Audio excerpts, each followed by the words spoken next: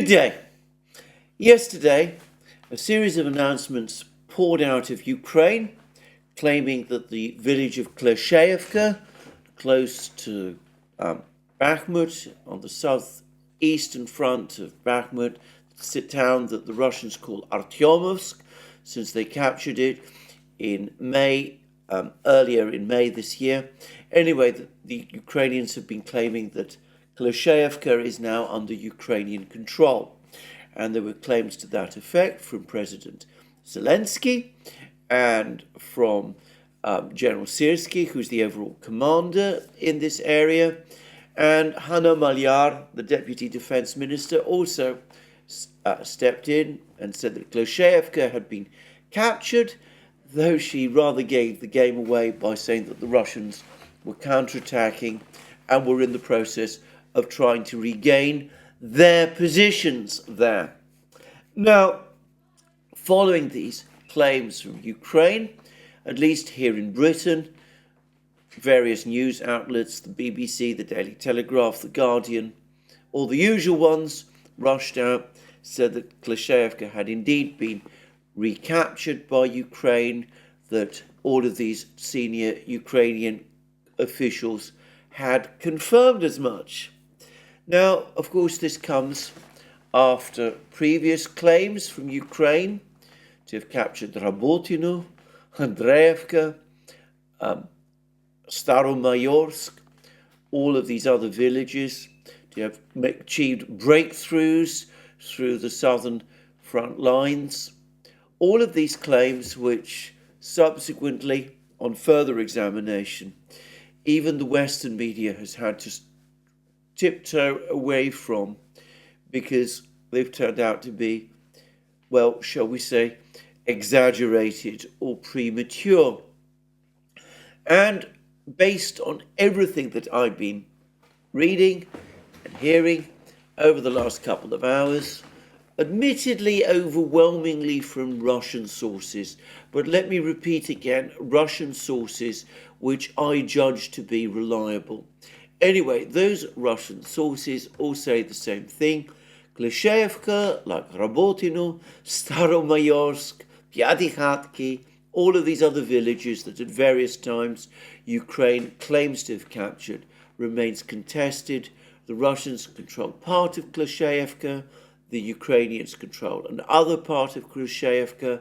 Much of this utterly devastated and obliterated village is now in the grey zone, which means that neither side can control it, that there's no cover where troops can protect themselves from artillery fire, and that Russian positions overall remain intact, that Ukraine has failed, in other words, at least failed so far in its various attempts to break through the Russian lines, which in this part of the conflict zone around Bakhmut do not enjoy the elaborate fortifications that the Russians have been able to create in other places because of the short period of time in which the Russians occupied Bakhmut and occupied the surrounding villages before Ukraine launched its attacks in this area at the beginning of May. Anyway, that's what the Russian reports say, and let me repeat what I've said before. The people who are providing these reports, these various Russian sources, they have been consistently reliable. When Russian troops retreat from particular locations, they are often the first source that mentions this fact. They're often deeply critical of the way in which the Russian government and the Russian military conduct the war. I've no reason to doubt that these reports that I'm seeing, that the Russians still retain control of part of Kleshcheevka and that most of this village is in the grey zone. I've no reason to doubt that this is true. The sources that insist that this is the case are, so far as I am concerned, reliable sources. Now, interestingly enough, one of these sources, in fact, one of the more pessimistic ones in some ways, Boris Rogin, he's been providing us over the last couple of days with rundowns about the various villages that are controlled by each side along the front line. And I'm just going to go through his list. He says that in the Zaporizhzhia area, that's in other words on the southern front lines, Piatikhatki is in the grey zone. Rabotino, the north and part of the centre are controlled by the Ukrainian military. The southern outskirts are controlled by the Russian military. Partly, part of the village is in the grey zone. In other words, controlled by neither side. By the way, that's been the consistent position now since late August. Until late August, the Russians controlled all of Rabotino. In late August, the 82nd Air Assault Brigade of the Ukrainian Army and the Maroon Group made a major effort to capture Rabotino. The Russians at the time were rotating their forces in Rabotino. The regular infantry, heavy infantry unit that had successfully defended Rabotino ever since the start of the offensive in June, pulled out and was replaced by paratroopers from the 76th Guards Division of the Russian Army. This created a space. The Ukrainians were able to exploit it. They were able to break into Rabotino, but as we see, they've never captured the village. That's what Boris Rogin says, and I think he is right. Anyway, he continues to continue his list. Verbovoye, controlled by the Russian armed forces. Priyutnoye, another village, I've spoken about it less. I believe it is in the Vremivka salient area. The Russians control it. Urozhainoye. Now, Boris Rogin says that the Ukrainian military control Urozhainoye. I will go with that. I've heard others claim that it's mainly in the grey zone, but I will accept Boris Rogin's view that it is the Ukrainians who now control Urozhainoye. Staromayorsk, 2/3 are controlled by the Ukrainian military, 1/3 is in the grey zone. In other words, the Ukrainians have failed to consolidate control of Staromayorsk. This was despite various claims back in August that they'd captured the village. Novodonetsk, Russian control. Another Novomayorskoye, this time the Russians control it. And then he talks about the Bakhmut area. He, of course, calls it the Artyomovsk direction. Anyway, Kleshcheevka, he says that the south part of the center is under the control of the Ukrainian military. The remainder is in the grey zone, but the Russians retain positions on the northern outskirts and behind the railway. In other words, most of the village is still contested. Avdiivka, he says most of this village, all of 75 people, a small hamlet, is destroyed. He says most of the village is in the grey zone. The Russians are near the railway. The Ukrainian military occupy certain adjacent plantings. I presume he means by that forest plantations on the western outskirts. Kurdyumovka, bigger place, by the way, than Kleshcheevka, controlled by the Russian military. Berkhovka, controlled by the Russian military. Zheleznodorozhnoye, also controlled by the Russian military. So that's the overall position with the villages. These same villages that have been fought over now for weeks, in some cases for months. And it's important to say that apart from Verbovoye, all of them are to the north or west of the Surovikin line. And of course, Verbovoye Boris Rogin says is under Russian control. So that's Boris Rogin's account. 3.5 months of Ukrainian offensives, and the Ukrainians have failed to gain control of all of these various villages. And by the way, I saw somewhere in the British media, I think it was again in the Daily Telegraph, but it might have been somewhere else, an admission slipped out that Rabotino, this village, perhaps the most famous of all, the most intensely contested, the Ukrainians were expecting to capture in the first days of their offensive back in June. We see that they still don't control it. They've been trying to recapture Kleshcheevka since the first weeks of May, and they still don't fully control it, according to Boris Rogin, and I'm sure he's right. And overall, again, the situation remains one of stasis. Ukraine makes all of these attempts to break through the Russian lines in all of these places, but they've achieved no significant success.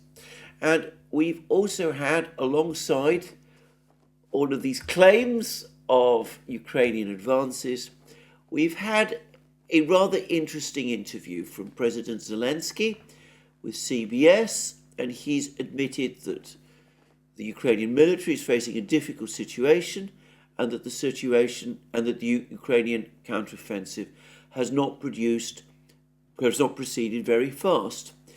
And he says, I'll be completely honest with you. When people say that, by the way, that's always an alarm signal when people tell you that they're being completely honest. In my experience, they're not being. But he says, I will be completely honest with you. The counteroffensive is not very fast. And he says that the situation has turned into an artillery duel, and that each side is firing about 40,000 shells daily. Now, the last, by the way, almost certainly is not true. Ukraine doesn't have 40,000 shells. It can launch daily. I don't think anybody, apart from Zelenskyy, would say that. As I said a short time ago, back on the 1st of September, Scott of Calibrated said on a program with the new Atlas, on what I understand to be a very strong source. I'm not able to say more than that. But anyway, on the basis of strong information, reliable information, that at that time, at the time when that program was made, on the 1st of September, Ukraine was firing around 1,000 to 2,000 rounds of ammunition daily. More recently, I read an anonymous American official talking about Ukraine firing around 2,000 to 3,000 rounds of ammunition daily. To be straightforward, I doubt very much that at this point in the offensive, the Russians are firing 40,000 shells daily. They've certainly achieved that level of artillery densities at earlier points in the war. At one point, back in July, apparently, according to the British, they were firing around 70,000 rounds of ammunition daily. That might have been in the last week of July, when the Ukrainian 10th Corps made the last really big sustained attempt by Ukraine to achieve an armoured breakthrough on the southern front lines. But my understanding is that currently the Russians are firing far less than this. They're probably firing around 6,000 rounds a day. And the reason they're doing that is because, being on the defensive, they don't need to fire more, not because they're short of ammunition.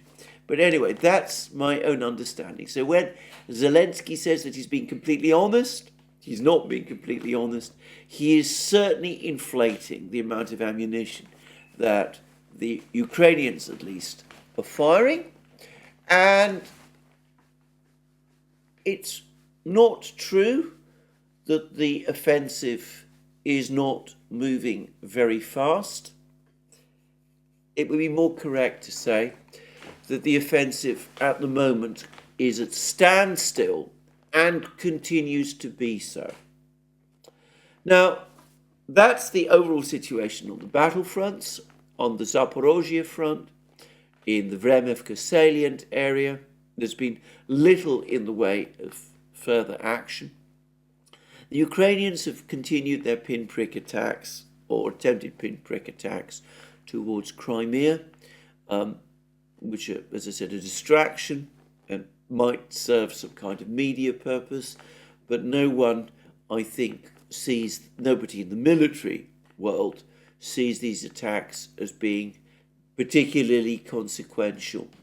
And way up in the north, the Russians continue to tell us that they are defeating, repelling Ukrainian counterattacks near Kupiansk and on the Oskol River line, and are improving their tactical positions there, all of which could be true, but it seems to me that what's actually happening is that the Russians, having pushed right through to the outskirts of Kupiansk, are currently biding their time, waiting for this Ukrainian offensive to exhaust itself fully, building up their forces in the meantime, and preparing probably for the big offensive that is to come, the big Russian offensive that is to come. And Putin, of course, said that they've now had 300,000 men sign up contracts with the Russian army. The plan is to get 100,000 joining up by the end of the year. The regular Russian army, the contract-based professional part of the Russian army, is growing at a rate of 1,000 men a day. This is according to Putin, and previously also according to Shoigu. As I've discussed in many programs now, I'm not going to go over this all over again, but Russian arms production is increasing, it's building up. And of course it takes time to train all of these men, to bring them into a position of military proficiency. But anyway, a build-up is underway, a Russian build-up is underway, and they are no doubt envisaging some sort of offensive once they're ready. But, as I've always said, as I've often said, the Russian approach to this war is one of festina lente, make haste slowly. They're not going to be panicked or pushed into taking offensive action sooner than they need, but that essentially is clearly what they're preparing for. Anyway, that's the situation on the front lines. There's been some reports that the Russians have gained some more ground in the Avdiivka area after the heavy Ukrainian defeat in this attempted capture of this village of Opitnoye, close to Avdiivka. Avdiivka is this town, small town near Donetsk city. Patrick Lancaster, of course, has been there. He's been in that area. He talks about the density and complexity of the fortifications in this area. Well, and the way in which this slows the momentum of any Russian operational advances. Again, I'm not fully clear as to exactly what is happening in Avdiivka, but it does seem as if the Russians retain the initiative, but are only edging forward very gradually. And I noticed that the Riba has had a report from Marinka, this other exhausted, broken town near Donetsk. The Ukrainians have clung on to some positions, in the western part of Donetsk. There's been some reports over the last few weeks that the Russians are finally making progress, clearing these Ukrainian positions. In Marinka, we're clearly still not fully there, but Ryba, who is always, I should say, consistently on the pessimistic side of things where the Russians are concerned, he too seems to be hinting that the Russians are finally making progress in Marinka, and that perhaps at some point within the next few weeks, Marinka might be finally cleared of Ukrainian troops. If that does happen, by the way, to reiterate once more, that will be a much more consequential consolidation of Russian control of a settlement than anything that the Ukrainians have achieved anywhere on the front lines up to this point. Marinka, not a big place, but certainly bigger and more strategically located than any of these various villages that Ukraine has captured and any of the various villages that are still being contested and which were set out in Boris Rozhin's list.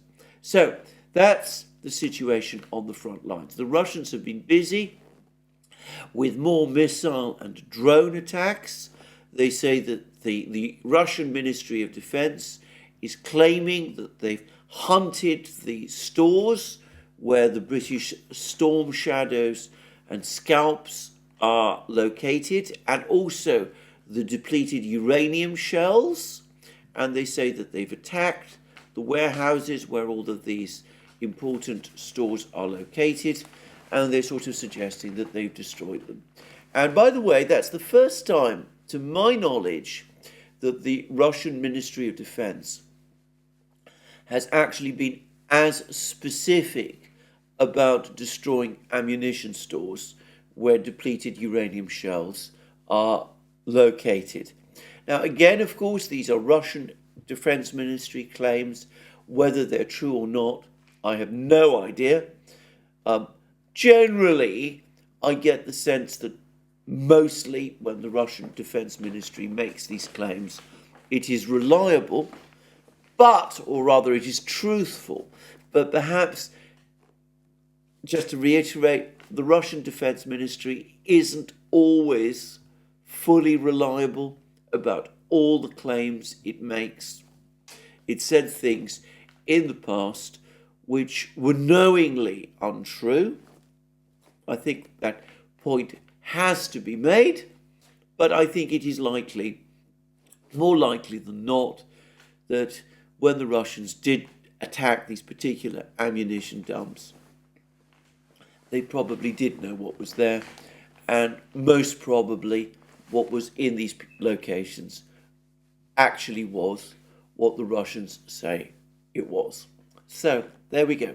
Now, whether the destruction of this depleted uranium ammunition and of these Storm Shadow missiles, assuming it has happened, is going to make any difference in the actual realities of the war is another matter, and it's not one that I'm going to discuss further in this program.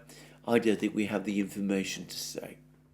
Now, that's the overall situation. It remains one of stasis. The Ukrainians have not so far made any significant advance anywhere at any point on the front lines. They've not reached the Surovikin line. In most places, they haven't reached it even. They're probably closest to it, or perhaps fighting in some parts of it around Verbovoye, but they certainly haven't reached it.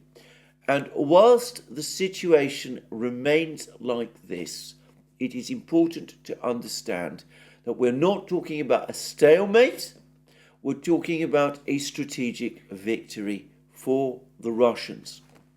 If Ukraine cannot break through the Russian lines, if it can't reach the Sea of Azov, if it can't break the Russian land bridge, then Ukraine has failed, and by definition, the Russians are succeeding. I think that there is a great deal of avoidance in the West of admitting to this simple fact, but it is the truth. If Ukraine cannot achieve its objectives in this offensive, and those are the objectives that it set out when the objective was launched and which were widely publicized in the media. If it cannot achieve these objectives, then this is a strategic failure. Now, prior to the offensive, right at the start of the offensive, there was a lot of talk about the Ukrainians pushing through and reaching the Sea of Azov. That is looking to be realistic, entirely out of reach. Then there were suggestions that even before the offensive began, that the prospects of the offensive were being overstated, more limited objectives were more realistic, but it was suggested that Ukraine might be able to capture Tokmak or Melitopol. It doesn't seem that it's anywhere close to capturing either of these places. And as I said, even in terms of the scaled down objectives that were talked about before the offensive, if these places cannot be captured before the autumn rains begin and the offensive effectively ends, then, as I said, we're talking about a strategic failure by Ukraine, a strategic victory by Russia. Now, in the West, in Ukraine, of course, they don't want to acknowledge this fact. And so that's why we're getting all of this chain of statements now, which speak about a long war. We had statements to this effect from Jens Stoltenberg, the NATO Secretary General. I've discussed that already in previous videos. We've now had a similar comments from General Milley. General Milley has now said that it is unrealistic to expect that Ukraine is going to achieve its great strategic objectives this year of pushing the Russians all the way back to their 1991 positions. Well, he has said that before, in fairness to him, but he said that the offensive has only tactical, limited objectives. It's not part of this grand strategy to push the Russians all the way back. Well, he's in the past expressed doubts about whether the Ukrainians would be able to achieve that. But when he talks about limited objectives, his choice of words now, that seems to me to clearly convey an impression that the objectives are going to be very limited indeed. Just a few tactical improvements or adjustments in various places. And essentially, that is all. And we are also, of course, getting President Zelenskyy talking about the offensive progressing very slowly. And we've had no less a person than Milley Budanov, the Ukraine's military intelligence chief. He's also now given an interview. It's a very revealing interview because Budanov is and continues to be one of the most aggressive hardliners in Ukraine, a person who speaks always against compromise with the Russians. He is the mastermind, apparently, of Ukraine's drone offensive and sabotage and assassination program in Russia. An assassination program which the Russians qualify as terrorism, by the way, and which I think you would find many people outside Russia also say that it probably was. Just saying. But anyway, Kirill Budanov has now given this interview, and it's interesting that he too seems to be talking now increasingly about a long war, a war that is not going to end quickly. He said, we're not going to achieve total victory this year. It has to be, people have to wait. They got to wait a while. It's going to take longer. This from someone who has, in the past, suggested that Ukraine would be in Crimea this summer that's just passed, or at least this autumn. He's spoken in the past about holidaying in Yalta. Well, he's now saying something very different. And he's talking about a long war. And all across the West, apparently there are more discussions about this. I don't follow the German media very closely, but I understand that the German media is now also regularly posting pieces about the fact that the offensive is going to have to end reasonably soon because the autumn rains and the mud season will begin in October, and that it isn't realistic to continue the offensive beyond that point. And of course, there have been other articles and commentaries to that effect in parts of the media as well. And highlighting the fact that this is a long war type situation, we now get reports that Zelenskyy, well, he will not be addressing the joint houses of Congress as he did last year. Well, that doesn't perhaps repeat itself very often, but apparently this time when he does go to Washington, what he expects is to meet only with small groups of congressmen on Capitol Hill. He's apparently going to be meeting with his friends there. He's not going to try and persuade his enemies or his doubters. And I understand from the US media that even the White House is now admitting that more and more Congress people, especially in the House, are becoming openly skeptical and openly critical about the proposals to provide Ukraine with further assistance. That support for this in Congress is falling, just as support for unlimited US support for Ukraine amongst the wider general population appears to be dwindling also. So, Zelenskyy, this time, it's going to be a much more low-key visit. He'll go to New York. His attempts to win over support in the global south have not been at all successful up to now. In fact, there's even suggestions that his turning up at the General Assembly is going to create more problems for the United States than it solves. President Biden apparently is intending, whilst he's at the General Assembly, to try to meet representatives of the Central Asian states, the Soviet Central Asian states. He's going to try and hold an impromptu summit meeting with them. The Uzbek leadership, the Prime Minister of Uzbekistan, has just met with Prime Minister Mishustin of Russia. They seem to be anxious to reassure the Russians that if this meeting does take place, it's not going to change anything of particular significance. But anyway, President Biden is hoping to do that at the United Nations. He's endorsing the idea of Security Council expansion.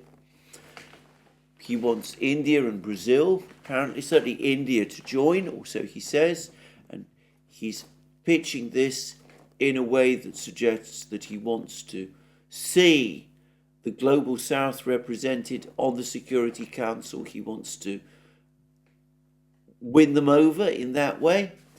But he's also proposing that Germany and Japan join the Security Council. There's little support for that outside the collective West.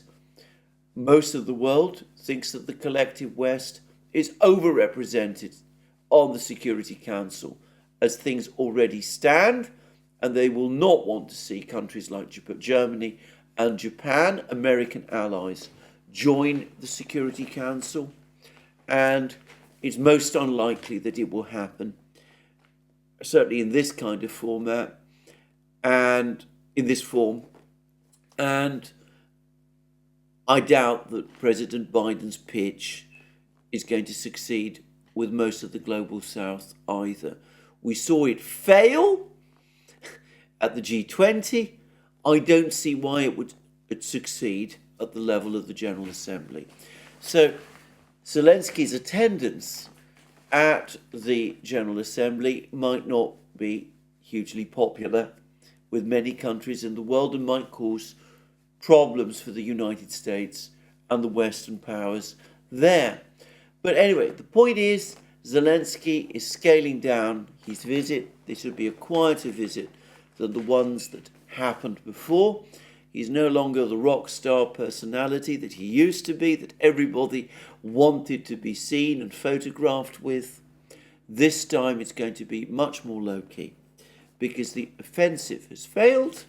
And as I said, despite all attempts to pretend otherwise, this is understood as a strategic failure for Ukraine and ultimately as a strategic victory for Russia. So, where are we? Where are we going in this? Now, yesterday and in previous videos, I've discussed how the West is now talking about a long war. They no longer expect a rapid victory by Ukraine. Some still hold out the hope that this victory might be achieved in 2025 or 2024. It's difficult to see how, but there have been articles to that effect. Of course, all this disregards what the Russians might do in the meantime. But anyway, the talk now is of a long war, of as long as it takes and all that. Is this remotely realistic? And do the Western leaders really believe this? Well, I don't think it is realistic. Admiral Bauer, I believe he's a US Navy officer, NATO officer.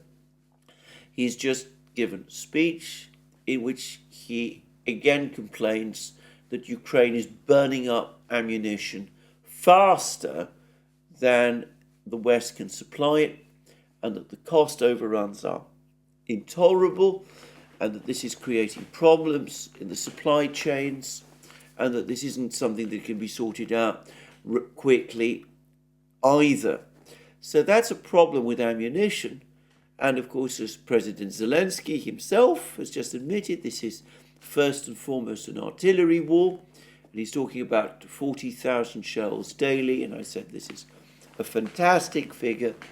But in a way, he's conjuring up numbers like that, must reinforce doubts in the United States and elsewhere that these numbers of shells, when he talks about these numbers of shells, that he's ever going to moderate, Ukraine will ever moderate its shell usage to levels that America would consider sustainable.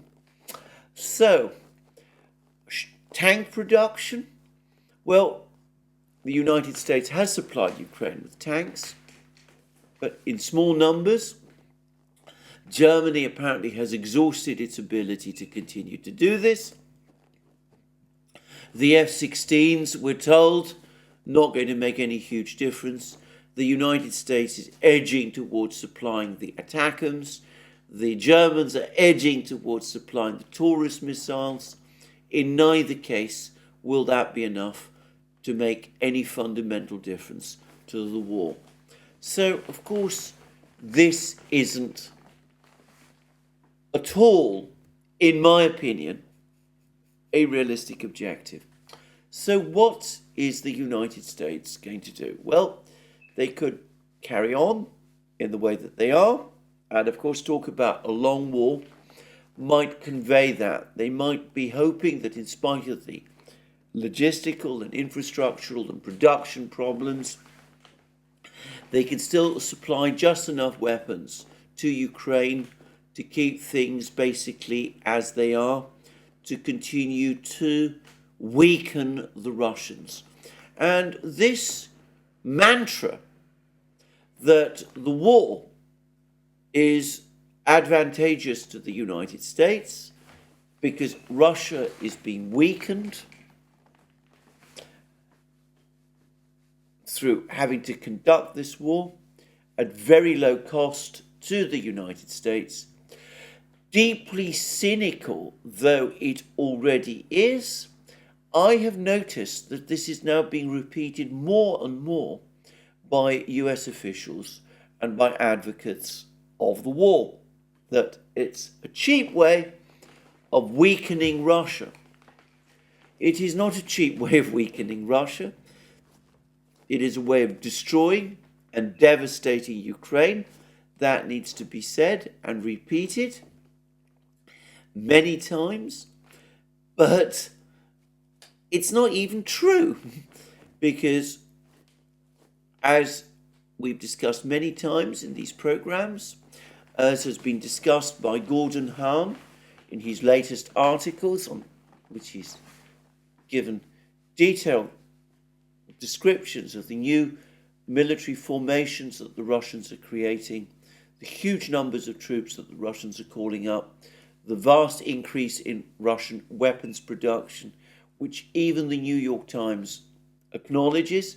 What's actually happening is that even as Western arsenals are depleting and running down, Russian arsenals are growing, and the size of the Russian armed forces is increasing. And of course, at the moment, Russia is struggling to try to rein in an economy which is in a condition of boom. The chair of the Russian Central Bank, Elvira Nabiullina, has just made certain further comments to that effect. She's increased interest rates by another 100 base points. She says that previous interest rate increases still haven't slowed the economy enough. The result is it continues to overheat. The result is that inflation continues to be higher than she wants it to be. And the reason, of course, all of this is happening is because of this surge in production right across the Russian economy, as Russia simultaneously increases orders for its arms industry, but as the civilian economy, the civilian industrial part of the economy, scrambles to meet demand from Russian consumers. I've just been reading figures for the huge increase in output of the Russian textile and garment industries, for example, as they fill in niches left by Western suppliers with Russian-produced products. That's causing an investment surge and a production surge, but it's also causing stresses elsewhere in the economy. It's leading to demands for workers, which the economy is struggling to, Russian society is struggling to meet. That's leading to rising wages. The Russians are talking about importing labour from Central Asia. I've discussed how they might be importing labour also from North Korea before very long. All of this is going on. But anyway, the important point is that the Russian economy is not collapsing in the way that people in the West expected it to. And energy prices are rising, and according to the Russian government, the Russian budget now is once again in surplus. As energy prices have risen, as tax revenues from the booming economy are also growing, the budget, which was in deficit earlier in the year, is now once more in surplus and will probably remain so for the rest of this year. And already there are some Russian officials who are predicting an overall budget surplus next year.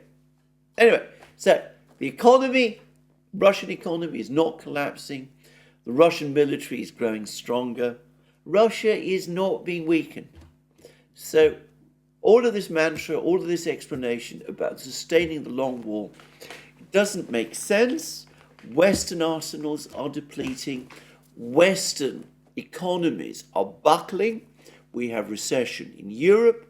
We have increases in inflation in the United States. It's the West at the moment which is seeing more stress as a result of this long war than the Russians are. So, what is the plan? Well, I'm going to suggest that ultimately the plan remains, despite everything, trying to find some way to freezing the conflict.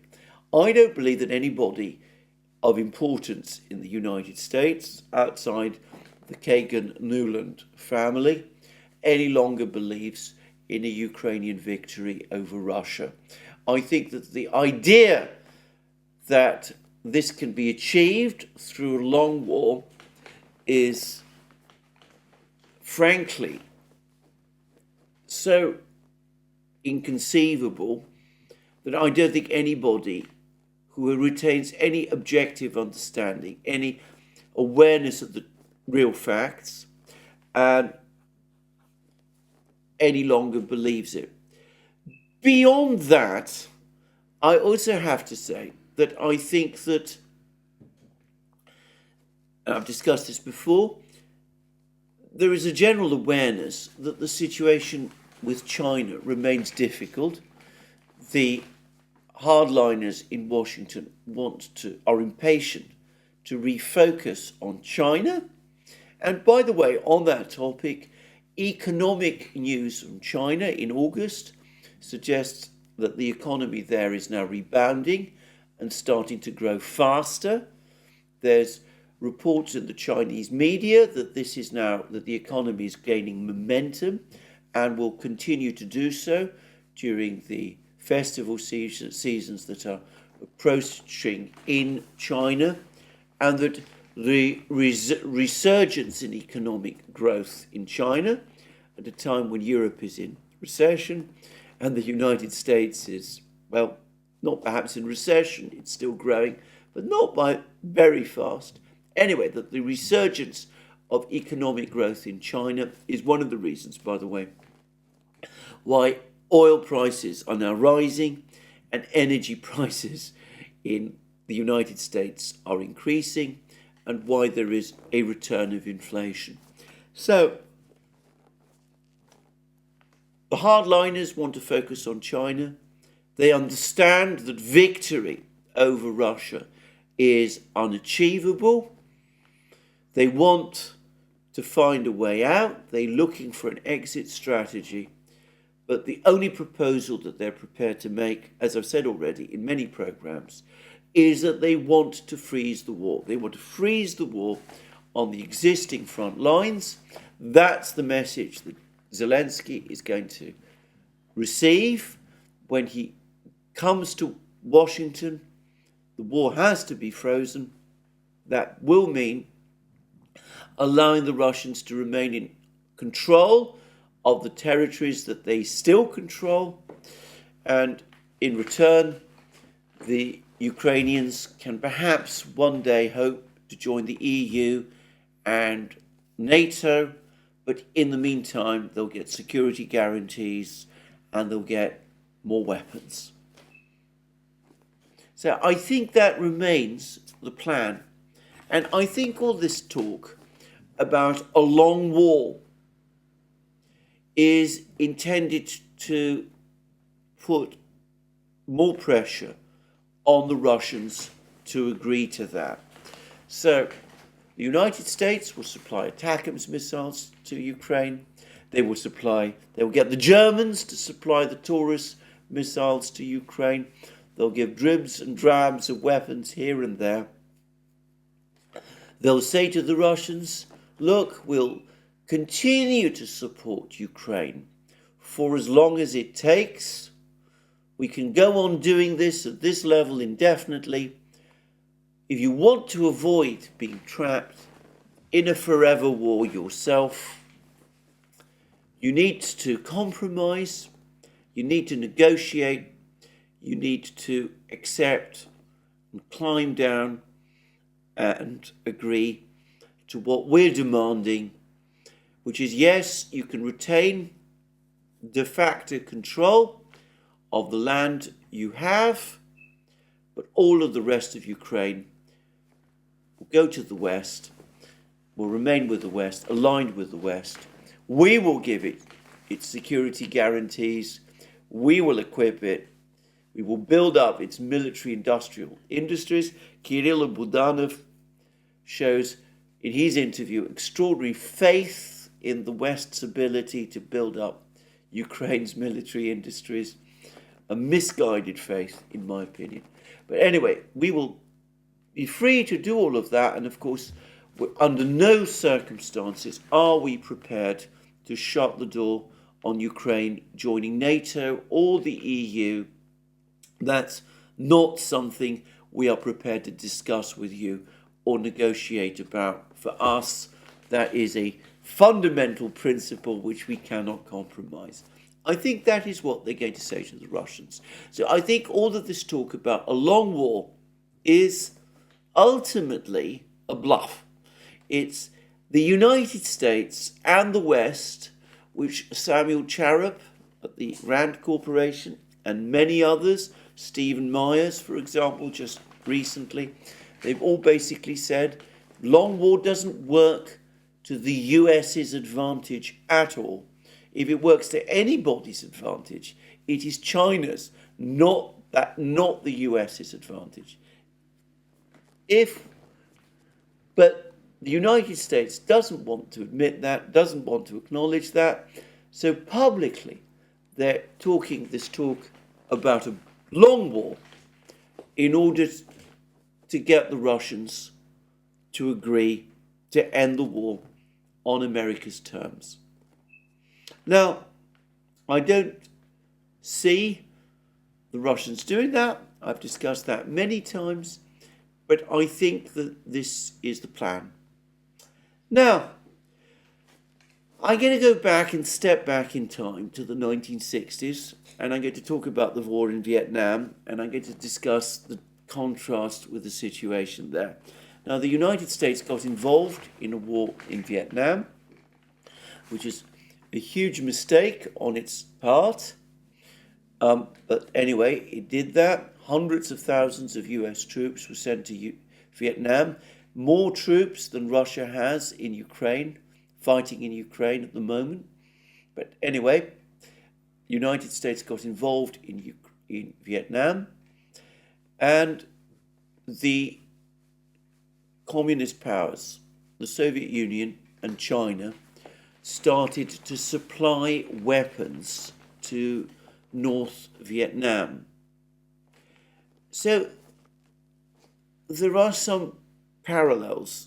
I've discussed the situation in Vietnam from a different perspective. I've said that one way of looking at the conflict is to treat Russia as North Vietnam and Ukraine as South Vietnam, and the United States supporting Ukraine against Russia in the same way that it once supported South Vietnam against North Vietnam. I've discussed that at length in previous programs. And I think that is a good analogy, but let's talk about the military picture. Let's look at it from a slightly different perspective. Let's say that on this occasion, it's an attrition war. Vietnam was to some extent an attrition war. The Americans were fighting. The Russians and the Chinese were arming the other side. Just as this time, it's an attrition war. It's the Russians who are fighting. It's the Americans this time who are fighting the other side, who are arming rather the other side. Well, what happened in Vietnam is actually very interesting. It's a huge contrast in so many ways to the situation today, because the war in Vietnam did not lead to a collapse in diplomacy. On the contrary, it resulted in an intensification of diplomacy. The first thing to say is that the two communist countries were supporting North Vietnam, the Soviet Union, and China, did not adopt a position of sanctioning the United States, an absurd idea in the 1960s, nor did they crank up even further their hostility towards the United States. On the contrary, in the 1960s, in the late 1960s, even as the Soviets were supplying weapons to North Vietnam, the Soviets in particular made a sustained attempt to improve relations with the United States. So that in the mid-1960s, the Soviet Politburo, for example, agreed for the Soviet Prime Minister at that time, Alexei Kosygin, to travel to the United States, and he did indeed travel to the United States, and in 1967 he had a meeting with the US President, Lyndon Johnson, at Glassboro College, and this was the first of the big détente summit meetings between the two superpowers of that era. And in fact, over the course of that meeting, important agreements were reached both to ease tensions and to move forward to a system of arms control. And there was even talk for a while, quite a long while actually, of the so-called Glassboro mood, that there was an easing of tensions between the two superpowers. And as the Soviets were seeking to improve relations with the United States, even as they were sending arms to North Vietnam, they were also, and it's a fact which people don't fully realize, they were also urging the North Vietnamese to negotiate with the Americans and to come to terms. And this increased steadily as the conflict in Vietnam persisted. And indeed, after the Paris peace talks, the Soviets remained strong supporters of the Paris peace talks behind the scenes. And there was even tensions, visible public tensions, began to surface from time to time between the Soviets and the North Vietnamese. There was even a speech made by the Soviet leader, Leonid Brezhnev, at some point in the early 1970s, in which he said that the North Vietnamese were proving to be heroic on the battlefield, but they needed to temper their heroism with realism. And he was clearly urging the North Vietnamese to seek negotiations. And of course, the Soviets were doing that even as they continued to develop the momentum of the Breakthrough Summit with the United States at Glassboro, with further negotiations with the succeeding administration, the Nixon-Kissinger administration, let's call it that. And of course, there was a whole series of arms control agreements between the Americans and the Russians at that time. And this was, of course, the heyday of détente. So that was the Soviets. They were not talking about, the other side being the force of evil in the world. They weren't talking in the same way about the Americans. They were very critical about American policy in Vietnam, but they weren't seeking to close off all communications with the Americans at that time. And of course, same was true from the American side. The Americans were reciprocating in their negotiations with the Russians. Both the Russians and the Americans at that time wanted to contain the crisis in North Vietnam, And increasingly, the Americans sought Russian assistance, Soviet assistance, in bringing an end to the war in Vietnam. They were asking the Russians to lean on the North Vietnamese on their behalf in order to facilitate the negotiations that were underway in Paris. So that was the Soviets.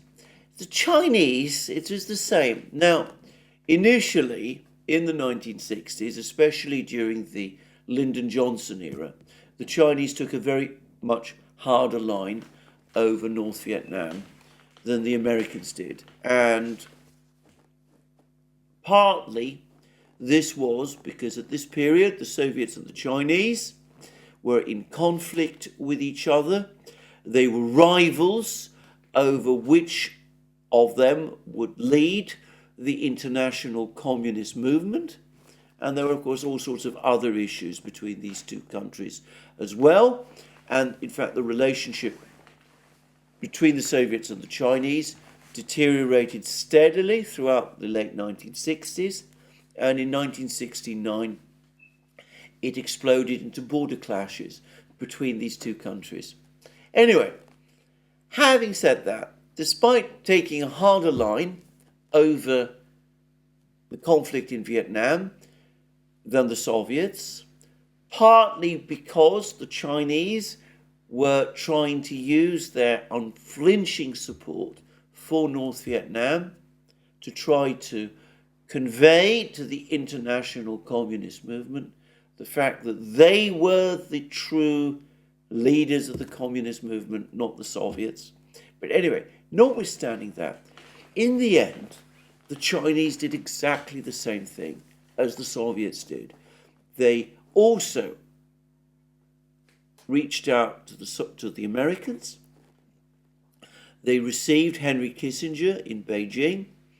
Kissinger had a meeting with Zhou Enlai, the Chinese premier, who was in overall control of Chinese foreign policy. This was a secret meeting in Beijing. It paved the way for Richard Nixon's visit to Beijing in 1972. The Chinese and the Americans began dialogue and embarked upon a process which eventually resulted in the establishment of diplomatic relations, and in a quite lengthy period when the Chinese and the Americans seemed to be getting along fairly well with each other. And even as that was happening, the Chinese also were urging the North Vietnamese increasingly to find towards negotiations and towards a negotiated settlement of the war. Contrast this with the situation today. The United States, instead of doing what the Soviets and the Chinese did very successfully in the 1960s and 1970s, which was, of course, support North Vietnam, but leverage support for North Vietnam in order to improve relations with the United States. Instead of the United States doing that, it continues to talk about as long as it takes. It hints to the Russians, well, we'd like to see the conflict frozen, but we're not prepared to discuss with you any of the things that really concern you. NATO membership for Ukraine, the security situation in Europe, any of those things. We will deal with the part of Ukraine that remains aligned with us exactly as we wish. And even after the conflict is frozen, you will remain locked out forever in the outer darkness.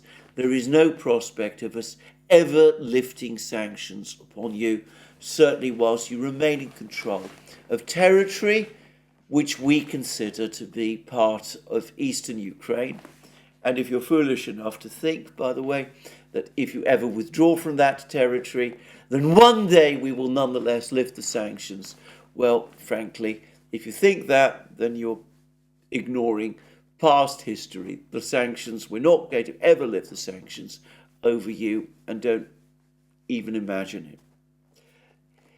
The contrast with the diplomatic sophistication shown by all the leading actors in the 1960s and 1970s, including, by the way, the North Vietnamese, whom I haven't discussed in this program, and the situation with Ukraine and the United States today is extraordinary. And it's important to say that the diplomacy of the 1960s and 1970s worked to the advantage of all of the parties. The Soviets were able for a time to achieve détente in Europe. It didn't extend beyond the 1970s, but in the late 1960s and throughout most of the 1970s, the situation in Europe became peaceful and stable, and the Soviets for a time actually had entertained real expectations that they would be able to join the world economy and achieve a permanent easing of tensions, essentially on their own terms.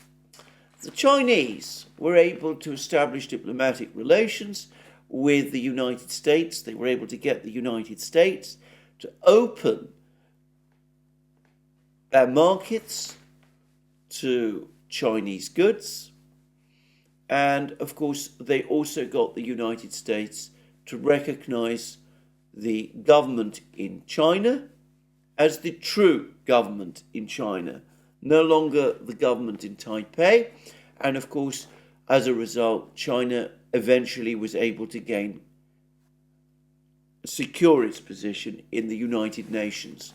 It obtained the seat on the Security Council in 1971, but by then people could already see the direction events were taking. And the United States ultimately was the biggest beneficiary of all, because even as it improved simultaneously its relations with both the Chinese and the Russians, those two countries remained in conflict with each other, and the United States was in pivotal position as regards each of them. So, diplomacy, intelligently applied as it was in the 1960s and in the 1970s, worked to the advantage of all the parties. It also ultimately, of course, worked to the advantage of the North Vietnamese. Vietnam eventually reunited under the authority of the government in Hanoi, the North Vietnamese government, but the United States was rid of that conflict in Vietnam, and because of the good relations at that time that it had secured with the Soviets and the Chinese, the repercussions of Vietnam's reunification under the North Vietnamese government were very limited, were very minor. Now contrast that again with the situation today. A situation where the United States, as Secretary of State Blinken is now telling us, is locked in permanent confrontation with both the Chinese and the Russians at the same time. A situation where the United States has demonized the leaders of both of these countries so that it can't speak with either of them. Lyndon Johnson could entertain very civilly Soviet Premier Alexei Kosygin in Glassboro. By the way, the Russians have just rehabilitated Kosygin, if that's the right word. They've given Kosygин's name to a gas tanker that has been built at the Zvezda shipyard. This is a big ship. Putin spoke about Kosygin in extremely favorable terms. But anyway, the point is that in the 1960s, the Americans could receive Kosygin with great courtesy and conduct a very civil negotiation with him. Brezhnev and Nixon became, in effect, friends. And of course, Nixon and Mao Zedong also, well, maybe they weren't exactly friends, but they were able to work together. And of course, in Kissinger's case, he did establish an effective and even friendly working relationship with Zhou Enlai, the Chinese premier. So, all of this, such a contrast to today. There is none of that understanding and intelligence that the United States was able to bring to its problems in the 1960s, and none of that imagination and intelligence that was shown by all the various lead players in the Vietnam conflict. The contrast with the situation then and the situation today is extraordinary. Now, my colleague Alex Christoforou and I have just done a program in which we've compared Secretary of State Blinken's speech at Johns Hopkins University. And can I take this opportunity, by the way, to apologise to that august and superb higher educational institution by the fact that I wrongly misnamed it John Hopkins University in my program yesterday. Johns Hopkins University, as many good people have correctly pointed out to me. Anyway, contrast President Kennedy's 1963 speech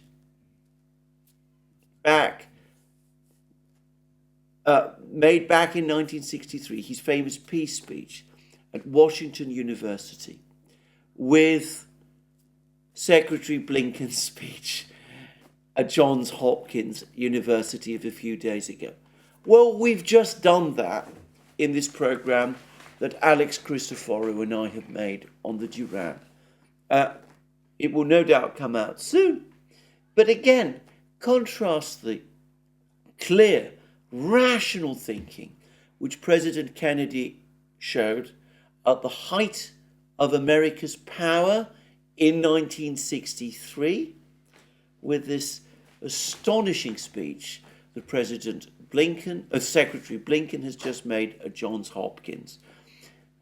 President Kennedy, at a time when the United States was at the absolute height of its power, spoke about the need to understand one's enemy, adversary, the Soviet Union. He reached out to the Soviets. He talked about the need to be realistic to achieve a sustainable peace with the Soviets.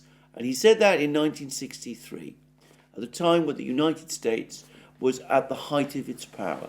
Secretary Blinken, he talks about the United States taking on China and Russia at the same time. He doesn't really show any interest in understanding or their concerns, in relating to them in any way. Once again, he hints about the need for negotiations to sort out the Ukraine war, but as far as he's concerned, even if that happens, the Russians certainly, the Chinese too, they are bad people that the United States must confront and continue to confront into the far future. This at a time when, on every metric, the United States is less powerful relative to the Chinese and the Russians than it was when President Kennedy spoke in 1963. The contrast between, again, the situation then and the situation today is astonishing. Now, where is all this going to lead? Now, I said that in the 1960s and 1970s, American diplomacy ensured that when the war in Vietnam ended, with Vietnam reunited under the government of Hanoi, the damage to the United States was far less, was in fact very limited indeed. Given that the United States is not engaging in any kind of diplomacy at all, it refuses to conduct proper diplomacy with its adversaries. It's not doing what the Chinese and the Russians did in the 60s. It is not doing what it itself did in the 1960s. If this war ends in a defeat of Ukraine by the Russians, the effect this time will be far graver for the United States from every point of view. There's been an article in the Los Angeles Times that finally admits that, finally acknowledges the truth of this. It accepts the possibility that there might be a Ukrainian defeat. Of course, Lieutenant Colonel Daniel Davis has written in 1945, also talking about that possibility. But the Los Angeles Times article says that if such a defeat occurs, it will be a diplomatic, a geopolitical disaster for the United States in a way that the defeat in Vietnam never was. Now, given the stakes, given the realities, surely the United States government or people in the government of the United States, which is not the same thing, can understand that. They can go back, they can see what happened in the 1960s, they can see the film, you can find it on YouTube, of President Kennedy giving his speech in 1963 at America University. They can see the old films, the old newsreel films of the Glassboro Conference between Lyndon Johnson and Kosygin in 1967.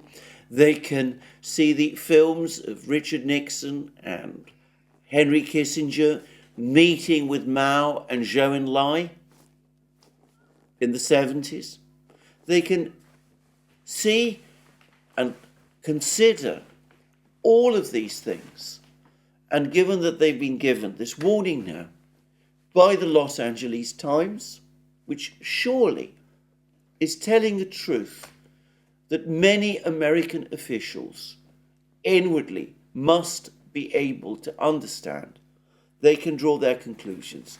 And draw their conclusions that the Blinken-Sullivan idea of freezing the conflict on the existing front lines and engaging in minimal negotiations with the Russians is sterile, and that proper, earnest, serious negotiations must begin. Negotiations which finally address Russian security concerns.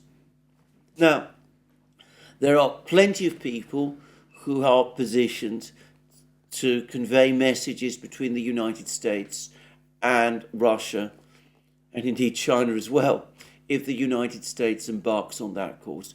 President Erdogan of Turkey has just once again put himself forward to do that. But time is probably short. There isn't a huge amount of time in which to do that. I think that this is what American policymakers, political leaders, commentators, the various people in the analytical world, the intelligence community, the Pentagon, all of the rest, they need to be thinking about soon. And they need to be debating and discussing with President Zelenskyy when he finally arrives in Washington. Well, I'm sorry this has been a somewhat didactic program on my part. I hope I've conveyed my own feelings about this well. I think, as I said, there are plenty of precedents in American history, in modern history, which shows how an intractable conflict can be solved. The United States, all it needs to do is to revisit that history, relearn some of the lessons from the past, and a way can be found. Will they do it? I know what many people on the threads of this program are going to say, of course not. And perhaps, most probably, they are right. But I still think it's right of me to point out once again that options, alternatives exist, because if those alternatives are not followed, and we end up in the geopolitical catastrophe that the Los Angeles Times is talking about, well, we will know that there was another way. Well, thank you again for listening to this long program. May I once again remind you that you can find all our programs on our various platforms, Locals, Rumble, Locals, Rumble especially, X, the former Twitter. Well, my colleague and friend Alex Christoforou is now active in it. I will be also before long. And in the meantime, you can support our work via Patreon and Subscribestar. You can check out our shop, buy yourself the amazing things that you will find there, our magic mugs, our hats, our hoodies, our t-shirts, our sweatshirts, all those great things. And last but not least, if you've liked this video, please remember to tick the like button and to check your subscription to this channel. Thank you again for joining me. More from me soon, and have a very good day.